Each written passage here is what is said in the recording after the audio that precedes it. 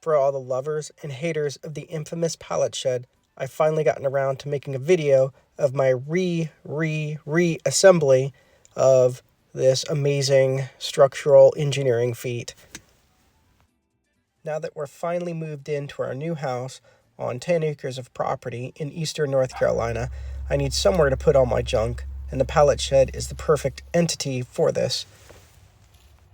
During the rebuild process, I was dog sitting for my in-laws, so you can see Rue, the Chihuahua mix, popping in and out of the frame.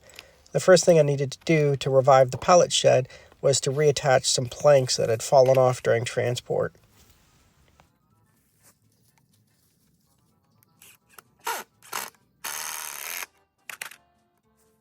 After getting the individual pieces put back together, I laid them out roughly in the shape and in the location where I wanted to build the new shed.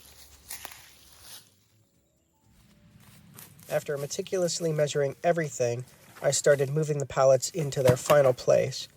This took a little bit of time, and I wanted to incorporate some of the trees, just give it a little bit more stability.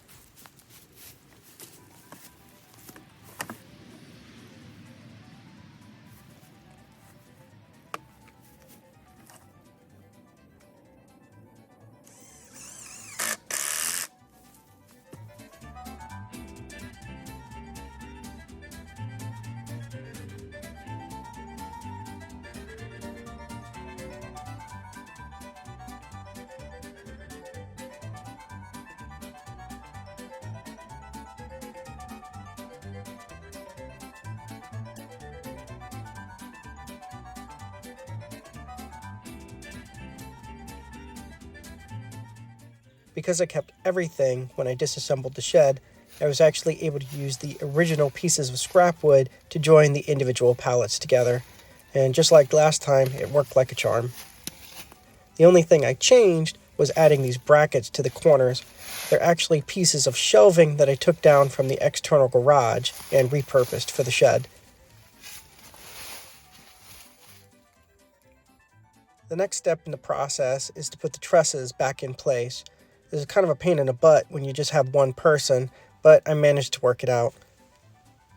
Unfortunately, there's not a lot of surface area where I can connect the truss on the top of the pallet, so I compensate for this by just driving a bunch of 3-inch screws at random angles and tightening everything up. It seems to work okay, and it worked last time. Now that I've got my roof set up at perfect right angles, I'm ready to go to the next step. You can see that the wood is very high quality and is going to last a really long time. I'm not sure how it happened, but it ended up having an extra piece, but I'm sure it's not important. My next step is to put this long board on top of the roof to prevent the tarp from sagging. Again, this is kind of a pain when I just have one person, but I work it out by just kind of staying at it.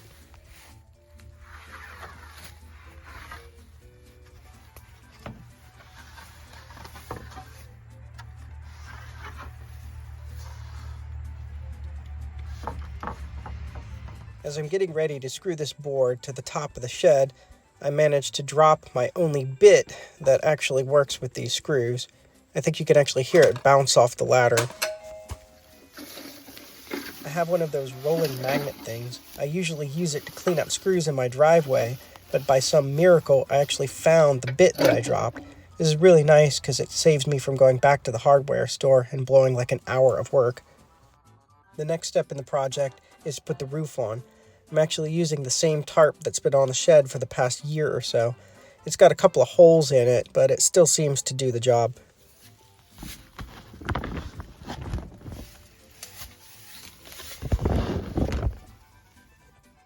Now that most of the heavy construction is done, it's time to start loading up the shed, which pretty much consists of bicycles and kayaks at this point. I just wanted to do a final walk around on the shed now that it's all back together. It's located on the edge of the trees here, right on the trail, and I've got some pallets stacked behind it along with other building material just as a place to keep them while I'm getting ready for new projects. Just to free up garage space, I keep my kayaks next to the shed too. I throw a tarp over them just to keep the sun from degrading the plastic. There are some comments on my original pallet shed video throwing a lot of shade about the build process. But all I can say is the proof is in the pudding here. I've taken the thing down twice and put it back together, and it's still standing. The biggest cost in the shed is screws, which is about $8, and the tarp, which is a little bit more expensive when you get a nicer one. I might eventually get a real outbuilding, but until then, this is going to have to work.